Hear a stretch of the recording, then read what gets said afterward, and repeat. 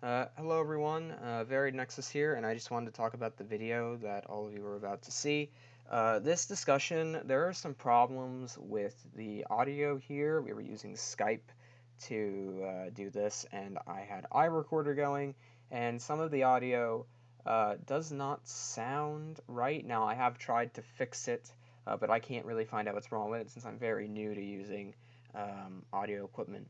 For anyone that may have some tips of how to fix this audio, I am using Audacity, so if you have any idea of how to get rid of this strange effect, please let me know. If you have any other software that I could get for Skype to do these, that would be great too. So if you have any advice, once again, please let me know.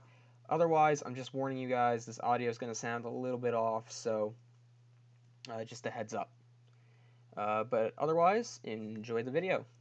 I will see you guys next time. Varied Nexus signing off. Okay. Alright. Hello everyone, this is Varied Nexus here today, and I brought my friend Dan with me. Dan, if you want to say hello. What's good? Alright, so today me and Dan are going to talk about Persona 5, a game that we both have been really enjoying these past few months. So to start off, why don't we go off on the story? So what do you think, Right. Dan, of the story? Personally, I kind of enjoyed it. It was nice. Just to get everyone up to speed, Persona 5 was actually my first Persona game that I played, and Joseph here was the one who actually got me into the series. So, story-wise, I quite liked it. The characters were likable. Actually, no, we'll get into characters later. Sorry, but the story wasn't too bad. I gotta agree with you. I really liked how they had high stakes to it, you know? Like Persona 4 was very much focused on this small town in Inaba where Yeah. and it didn't feel like there was too much at stake, if you know what I mean. Like it was a decent story, but compared to 5, it seems kind of smaller, you know? Yeah, well, the area is definitely smaller because 5 you're in Tokyo, aren't you? In 5, well, it's a certain part of Tokyo, but you're in. No, I think you Bits. are in Tokyo because you can go to Ikebukuro, you can go to Akihabara, Shibuya. Like, I think you are in Tokyo, but you're based in the Shibuya area. Yeah. But Yeah. Yeah. uh, It seems to be a theme. Well, not, I can't say a theme because 3 didn't really have one. But well, 3 had a theme, but beside the point. Seems like 4 and 5, the final bosses seem to be all about control. Which is, but I guess that's the whole point. Rebellious teenagers and all of that. well, kinda. Like, Persona originally was just a Shin Megami Tensei spin-off. Well, I never played the first 2 games. I have the first one. You have the original Persona. Yeah, it's on. Yeah, I got it on the Vita. I don't think it's got 2. I haven't played much of 1.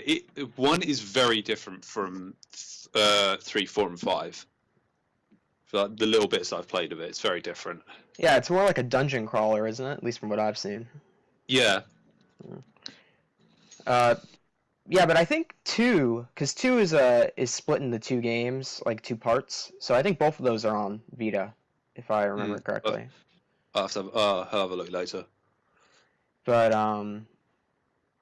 so what's your favorite Persona game, Dan? Because I've only played 4 and 5. I know you've played 3, 4, and 5. 3 and 4 and 5.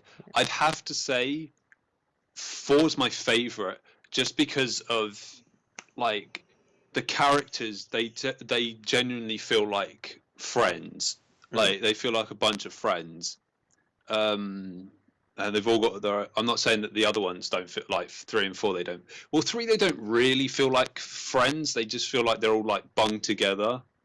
5 they feel like friends. But 4 they kind of feel more like friends. And like the twist. I'm not going to spoil. I won't spoil 4 for anyone listening. but the twist of the for anyone who's played it, the twist of the final boss, or not the final, like the person behind it all, was really cool. Like we both, like when we talked about it, we both like had no idea that it was that person. Yeah, that is like, are we? Wait, we're talking about 4 or 5 right now. I'm sorry. 4. 4. Yeah, that's right. When you find out that it's, I won't say it either. Like, I know I have a spoiler warning, but those are spoilers for 5, so I don't want to spoil 4. But yeah, that was completely unexpected. Versus in 5, where we were kind of expecting Akechi a little bit. Yeah, maybe not to. Go on. As I say, I said it before, but he does sort of like slip up when you first meet him. Yeah, because of like, the social studies trip. Actually, I'm literally the day in front of the social studies trip on the playthrough that I'm on now. And where he mentions, what was it Morgana was talking about? Was it pancakes? Yeah, because they said they wanted to go to Dome Town, and Morgana's like, Morgana said he wanted to go to the giant pancake, and then I think it's either Arn says, "Oh, you mean Dome Town?" And then Akechi walks by and said something that he hasn't eaten because we were talking about pancakes or something. And it's like, I think Morgana says that once you realise that he can talk, then it's, or something ridiculous, but yeah, that's where you start to kind of become a little suspicious. But then, what is it? The reveal that I wasn't expecting it, that Shido was Akechi's dad. Oh yeah, that was I wasn't expecting that either. What? Yeah, just holy crap. Also, the fact that he's another wild card user was very strange. I didn't expect that. Yes, no, I wasn't expecting that either. Because in 3 and 4, well, no, 3 you do come up against people that use other personas, and 4's like 4 you only come up against one. Like in 5 when you face Akechi, when he has like Robin Hood, and then he switches into Loki, I was like, what? He does. I do prefer his Loki outfit to his Robin Hood outfit. Yeah, it's not as because I think what they were going for the design, they went for something because they already knew going in that Akechi was going to be this kind of traitor to the group. So when they were making him, I think what they did is they wanted to give off this vibe of just pure like justice or good. So that way, when the player sees them, it just reinforces what Akechi wants you to think, which is he's on your side. But in doing so, you know when you try to hide something and it's like you're saying to yourself, oh, I have to hide this, and you overdo it, and you start to seem suspicious. I think that's kind of what happened because they could have done it better, because in Persona 4, when they hid the main antagonist, they did a really good job with it. But in 5, I think they were a little too focused on hiding him, and that's why it became kind of obvious both from his dialogue, the tone of his voice, and the way he looks. Yeah. Because he's very different from all the other Phantom Thieves, you know? Yes, he is. He was sort of like, I'd say he was sort of like the boy version of Naoto. Kind of, if he actually had Naoto's skills. Yeah. But, so, moving on from story, I guess, since we've already kind of moved into characters, do you have any, what's your top 5 favorite characters, you know, out of both the Phantom Thieves and Confidants? Like, what's your favorite 5? So so for this part, we're going to exclude Joker / Akira, which Akira is like his canon name. Yeah, because he's the player character. So, like, in game, he himself doesn't honestly have a character because you're controlling him and you choose what he says. And yeah. Yeah. Okay. So, all right, I'll go from 5 to 1. So 5 would be Ryuji, just because I mean I think he's designated the Joker's best friend, kind of like how Yosuke was Yu's best friend back in Persona 4. Yeah. But he does a good job. He's the lovable idiot of the group, really, just like Yusuke was, really, or Yosuke. But then like sometimes like Yosuke, because I have to get him right around the wrong way. Yosuke had like good ideas. It seems like Ryuji's just like ridiculously stupid sometimes. 4 and his personas. Actually, no, we'll get onto that later. I'll just say about his persona, Captain Kidd and Shigen Tensei. Which, fun fact, you can actually forge Shigen Tensei in Persona 4. Very strange, but anyway, they're really cool. Like the designs of them are really nice, and his thieves' outfits are really nice. It's not my favorite. Joker's is my favorite out of the thieves designs or their costumes. 4, I'd have to go with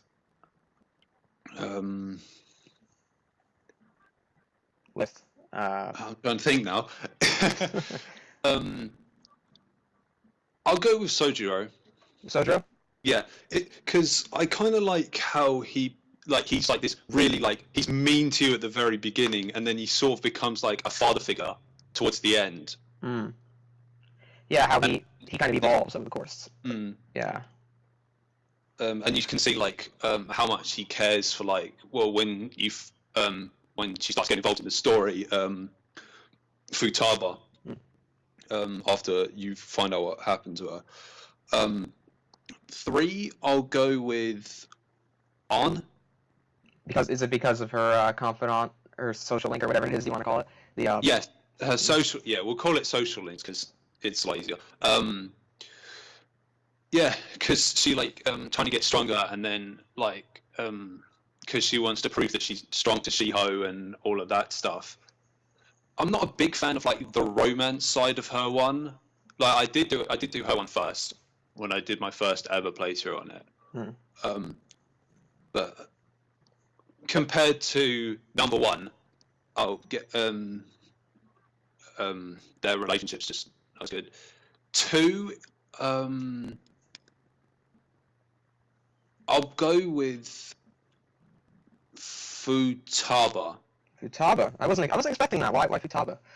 Well, it's because she's sort of like she's like a geek and a gamer and all. She's kind of like us. She's like almost like a female version of like me and you, because we're like big video game, anime, manga People. nerds, if you want to call it. I can't call this nerds, but yeah, people, if you know what I mean. Yeah, kind of like that. Although I don't read that much. Like, I have some manga, but I'm not into reading a lot of it. Oh right, yeah. Yeah. I do have a fair amount. Yeah. It's not big amount, but there's fair enough that I need to actually quite read some of that. Yeah. That tends to make any sense at all. But yeah, and she's the navigator of the group. She's not as good as Rise. I'm gonna say that. I don't like her persona's I'm comparing her to Rise, and I really shouldn't, because Rise is best. But we both know that, and we both agree on that one. Actually, no, it's a tie. I don't know which one it is between Rise and Makoto. Well, I wouldn't say that Rise is the best social link in Persona 4. I think she's the best if you're looking for like romances in Persona 4, because she makes the most sense, especially considering I'll agree with you, like what you said a few days ago to me, which was that the Lover Arcana is like the canon romance, and I can kind of see why. Although 5 kind of throws that off, because Makoto seems more like that in this one, at least to me. But but I think it's hard to say, because there were a lot of good social links in 4, but there were. Yeah, if I had to say 4, I would say, for Persona 4 anyway, I would say it's I forgot his name, but he's in the basketball club. Oh, Koji. Koi. Koi Ichijo. Yeah, his name. I mean, not his name. His social link. I really enjoyed. It was like because it kind of ran the length of the game, because you can only go to the club on certain days, and it was enjoyable. That's one thing I feel like Persona 5 is missing. It was clubs. Well, I mean, I know you are a criminal, you've got a criminal record. Yeah. But it would have been nice to have like some you could attend like a club. A club. Yeah. I think that would have been good. Maybe as a way to, because I know there's a lot of ways to increase your stats outside of mementos and the palaces. But I think it would have been great to make the school a little bit more involved. Maybe have like a martial arts club or an archery club or something that. Because in Persona 3 you have the clubs are I think it's swimming, archery, well like the athletic ones are swimming, archery, and kendo. I always sign up with kendo just because. Fair enough. I think the other ones are like the science club and all of that. Kind of those ones. And then in 4 it's either basketball or soccer. Or football, because I'm English and Joseph is American. Of course. Well, yeah, no, I'm the British one. I sound. Allow yourself. Yeah. In case you couldn't tell. Yeah. Very deep voice. Yeah, but his almost American-sounding accent. No. Manly voice. Deep manly voice. Voice. Yeah. Yeah. Because 4 it's the drama club, the music club, and then basketball or football/soccer. I think. And then 5 doesn't have any, which is a little bit of a shame. Yeah, I think it would have been good, although it doesn't need it, because there are plenty of things outside of it. You have the batting cages, you can go to the cafe, play games in the arcade and whatnot, but it's still, I think it would have been a nice touch to at least have one or two. But but back to your list, because I know you said, did you get to one? I forgot. We were talking about Futaba. Okay, so I like her, like, the initial persona that she gets, like the UFO. Yeah, it's really cool, like that she gets, like the way she gets up is hentai material, but oh really, dear God, no! Let's not start that. I don't want to see those comments on the stand. Let's not get into. That's right. All right, we won't spark that. Yeah. But her up in the UFO is really cool. It doesn't really make sense for her awakened persona because it's literally a giant skull. But whatever. It's kind of like the Mexican, like the Halloween. I can't remember what it's called. Oh, the Day of the Dead thing. Yeah, the Day of the Dead, where they've got the painted skulls and everything. It looks like that. And then number one, you saw this coming because you know who it is. Oh, I know. Everyone's best girl. It's Makoto. Yep. Everyone's best girl in Persona 5. Best girl Persona 5. 10 out of 10. She gets Game of the Year just by herself. No. Yeah. So her romance was. I mean, I did Ons twice just because I didn't really. Because it was the only one I sort of cared about when I first played it, and then I watched some of the romance stuff on YouTube, like the social links and everything, and then I saw Makoto and I was like, yes, that would be the one I do forever. But yeah, hers I think was just because it's interesting because she's not there at the start of the game, right? So like so she only gets introduced towards the end of Kamoshida's stuff, right, where she gets called into the principal's office and he has her. I think it's spy on you. That's when you first start to see her. Yeah. I think it's I think it's like almost towards the start of Madarame's thing as well. Have you ever seen when Makoto's spying on you when you're in the underground mall? Have you ever seen a video of that on YouTube or seen it in game? She was in Central Street and she was reading something. What she'll do though is she'll have like a magazine in front of her face and she'll be walking behind you. I thought that was just hilarious to see. But her persona's really cool. Like the fact it was really different as well because all the personas that I've seen, they stand behind them and everything. For her one, she's actually like riding it, like because it's a motorcycle. Yeah, because I think because everyone else has their personas for support because it deals with their internal issues.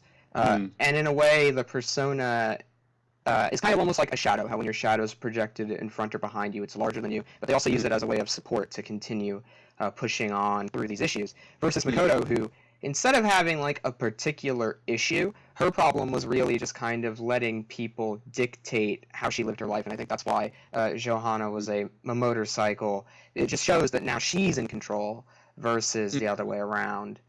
Yeah. I would say though, the best awakening, like Persona awakening, that out of like the three protagonists, or the three from Persona 3, 4, and 5, my favorite is Joker's. Just because 3's was kind of like, it was really strange because if you play it, Minato, or however you want to call him, he picks up, I think it's Yukari's evoker without any hesitation. He shoots himself. Shoots himself. Yes, like that is. It's very. Yu doesn't really get one. Oh no, he does. He bumps his head in the TV one time, and then has a dream. And then when they go to try and when they go back in again, him and Yosuke. Or you watch the animation, which is really good. Yeah, the animation for Persona 4 is great, and the one for 5 is coming out soon. Yeah, really excited for that. But yeah, he absolutely fucks them out, those shadows. I'm sorry, I shouldn't swear on the videos, but no, it's fine. I don't have I'm just starting out, and this is really a hobby, so no monetization. So it's don't like curse like a sailor, but keep it to a minimum. Keep it to a minimum. But that's fine. Yeah. That's fine. It's alright. Yeah. But yeah, and like they did introduce, what was it? It was 3. Was it 1 or 2 new like magic attacks? Because they introduced his nuke, I think, because in 4, definitely 4, it's still called almighty damage, but because no, they have almighty damage in this still. Yeah, they do, So it's like a new. That's from the older Persona. I think it's either from the older Personas or it's from the Shin Megami Tensei series. Because in Shin Megami Tensei they have a lot of attacks that Persona doesn't have. Oh yeah. Yeah, at least I think I remember hearing that somewhere. I'm not 100% sure though. All right, yeah. What are your? So we've talked about my ones. What about your top 5? Well, I'm going to start at 1 because this is also pretty obvious. I think Makoto is the best character in the game. Both because her confidant is genuinely enjoyable. I know there are complaints that her confidant isn't necessarily about her, but about her friend. But that just proves that she cares about her friends. Yeah, but like what I mean is that like her confidant isn't so much about her developing, but her friend. She's helping her friend. And in the end, I don't mind that because I kind of enjoy the change because a lot of the other confidants are about helping, the person who you're talking to, whether it be Ryuji, for example, where you're helping them. But when you do Makoto's confidant, it's a nice change of pace because you're working with them now to help someone else. And I thought that was just an interesting way to kind of shake up the usual way confidants or social links go. But I guess that's just me. I don't know. But number 2, in Persona 5, number 2.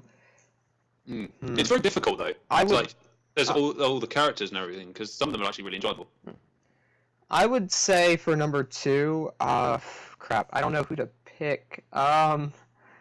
Yes. I would say Kawakami. Kawakami, her teacher. I think she was great. I did enjoy it. Yeah, I think that she her confidant was interesting because it kind of takes you you go from. Think of it as kind of a triangle. You go from one point to another point to another point, and then when you hit that third point, you're finally like, okay, this is the real confidant. You're not being led around anymore. And that's what I kind of liked about it. And then for number 3, Takemi, easy. She was one of the first ones I had started. Oh, yes, the doctor. Yes. And it just held me the entire time. I really enjoyed doing her confidant, even though I felt a little bad for Joker since he got to be a lab rat. Who knows what she was injecting him with or making him swallow or drink. I had no idea. But it was good to kind of see, because when you go in for the first time, you look at her, she's dressed in this punk kind of outfit, and at first you think she's going to be kind of a bit of a hard ass, I guess you could say. But then you kind of find out that there is this caring person who genuinely likes their job, who is just wronged by her superiors. Yeah. Even though she's a bit sadistic, because let's be honest here, when the smile she puts on when she's about to perform a test on you is a little creepy. But for 4, she does have my favorite Arcana type as well. Oh, the Death Arcana. They have so many cool ones. We'll get onto favorite personas later, but it is my favorite Arcana type. I do have some other ones, but we'll get onto that later. For 4, I think I'm probably in the kind of alone on this with a lot of people, but I really liked Hifumi's confidant. Hifumi's it wasn't bad, but it was good. I mean, it was good, but I don't think it was as good as it could have been. Yeah, how do I put this? The one thing that because it's really not what you expect, because you hear so much about this, you hear so much about her, and when you go in, she's practicing shogi in a church, so you're and you think, oh, she's going to be this uptight person, and then you got to wear her down, get her to come out of her uptight shell, but it's completely different. She's playing shogi like it's a Yu-Gi-Oh game. Which I thought was hilarious. Yes. Also, her if you get into a relationship with her, it is quite good. I've seen that one. It is quite nice, especially on School Trip. Well, School Trip 1 on the relationship. The one Hawaii. Yes, the Hawaii one. Because there are a few School Trips. There's the TV studio in Hawaii. I think are those the only 2? I think so. Those are the only 2. Because in 4 you get the camping trip, which is the one hilarious. Oh yeah, the camping. You get this trip. No, the school trip. There's only one school trip, and it's the camping trip. But you get the one we go to Gekukan. I called it Gekukan. Gekukan as well. I called it the same thing again. When you go to where Persona 3 was. Which I thought was really neat. Yeah, how they kind of it was like a little nostalgia trip. Yeah. Persona 3, you get one. Don't you get one school trip and then one trip with Mitsuru to go to her home, right? Isn't that what Yes. happens? Yeah. Because when you go, oh no, because you go into that, you go on the island. Yeah, that island. That's where you first meet Igus as well. And then you go, and then for the school trip, you go to, is it Kyoto? Okay. Or Yeah, Tokyo? it's Kyoto. It's Kyoto. It is Kyoto.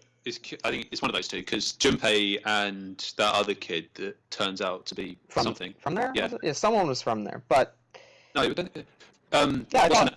Yukari. Yukari's from there Yeah. because Junpei and the other kid spends the most of the time talking about geishas. Oh God. It's Junpei. There's like Yeah, it's Junpei. You got a point. yeah, that's all you gotta say. Like I haven't played it. I've seen playthroughs, and I think Yeah. I've seen enough to say if it's Junpei, it's definitely Junpei. Yeah.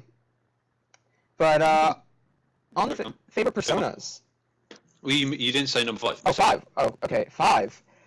Oh, 5 is a little bit difficult for me, but I know a lot of people like this one. I'm gonna say Yosuke's 1 is my least favorite, and the only reason I say that is because I never finished it.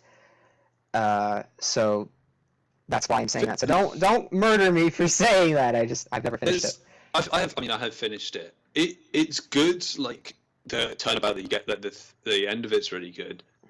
I do look at like Persona 5, like fan art and everything. There's a lot of people that like. I think it's called yaoi, like the homosexual relationships. Yeah, because you got yaoi, which is Oka. male on male, and then Yuri, which is Yuri. female on female. Yeah. There's a lot of people that like Joker and Yosuke together. Oh no, that happens with a lot of games, though. Don't get started on Attack on Titan. That's just Oh all. Jesus Christ! I know. All of it is everything. Like you wouldn't believe the amount of Aaron and Levi things I've seen everywhere.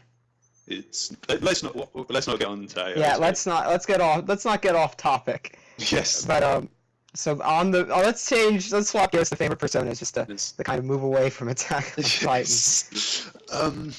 Are we going to do same again, top 5 or No, just your overall favorite one. overall favorite? Do final personas count? Any persona is fine. It doesn't like anything. I was going to say because my favorite, it's a tie actually. It is really kind of a tie between Saturn Isle and Asterius. I think that's how you say it. Because I just like Saturn Isle just because like his design first of all is amazing. It's really badass. The backstory as well is that's actually I think that's supposed to be the form that Lucifer had when he was an angel.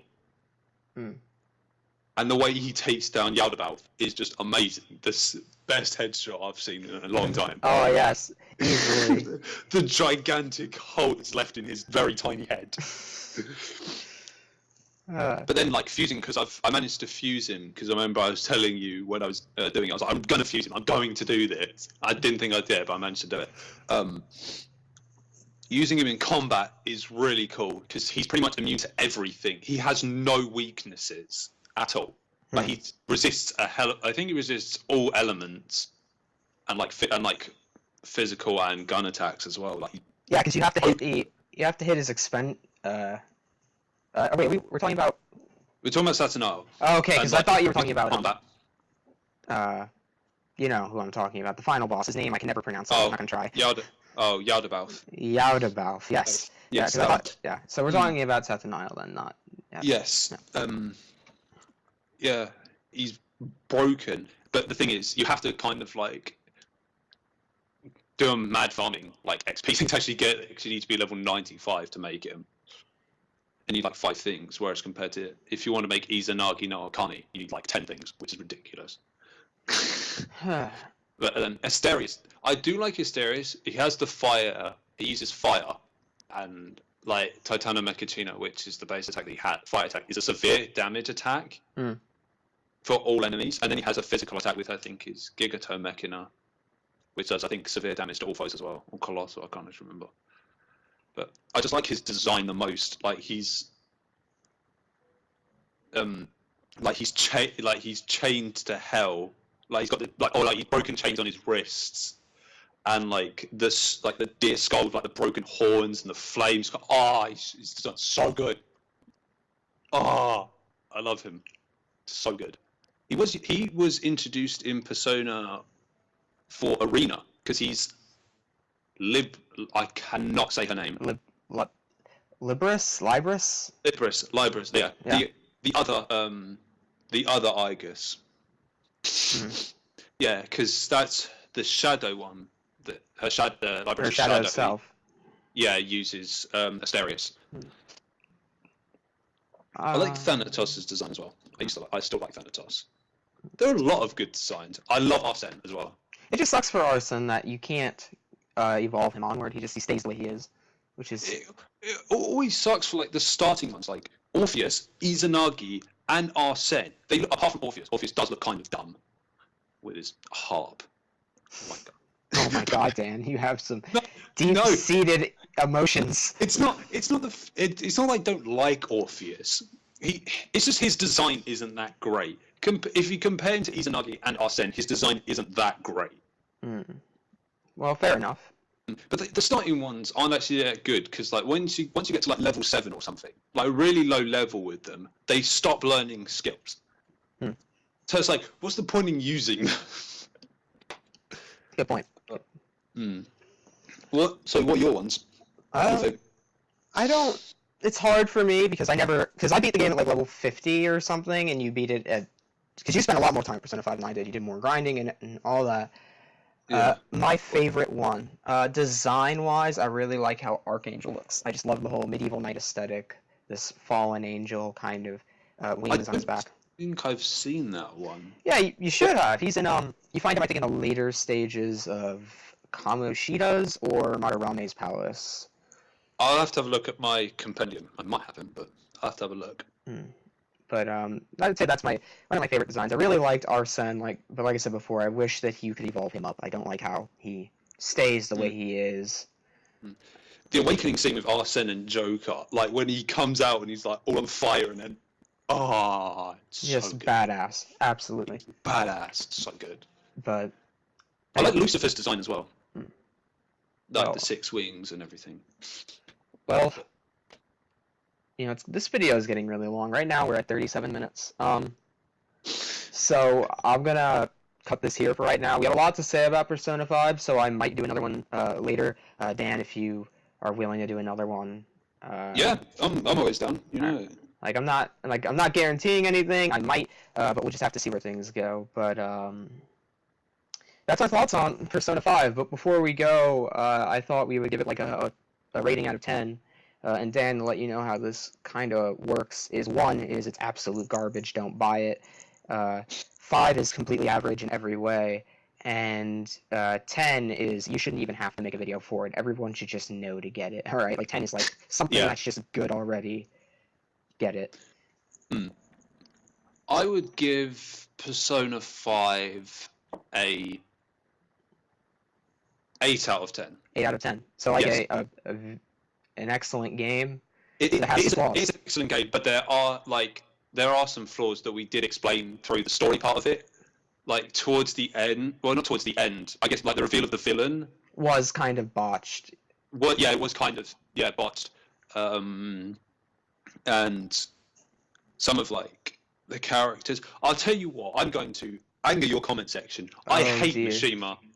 Oh dear God! I despise that man. He's so annoying.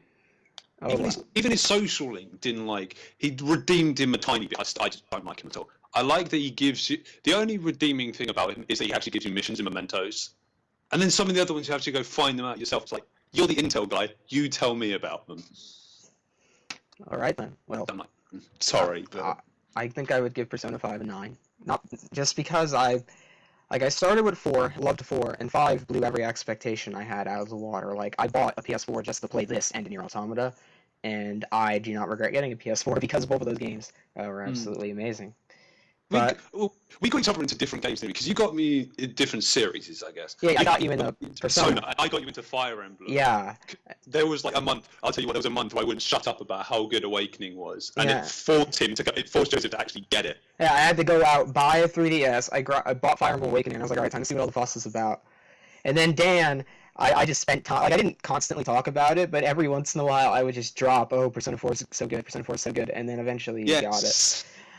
The only reason I got a Vita was to play Persona 3 and 4 as well. That was initially the only reason I got it, was to play those games. Yeah. But hey, it was an even trade, you know. It was very even trade. Even trade. But I think that's about it. So Dan, if you want to say goodbye or any last words here to our viewers or listeners. Well, this has been enjoyable. Definitely enjoyable. I'd love to be on some more discussions that I know a bit about. The pseudo podcast. Yes. Yeah.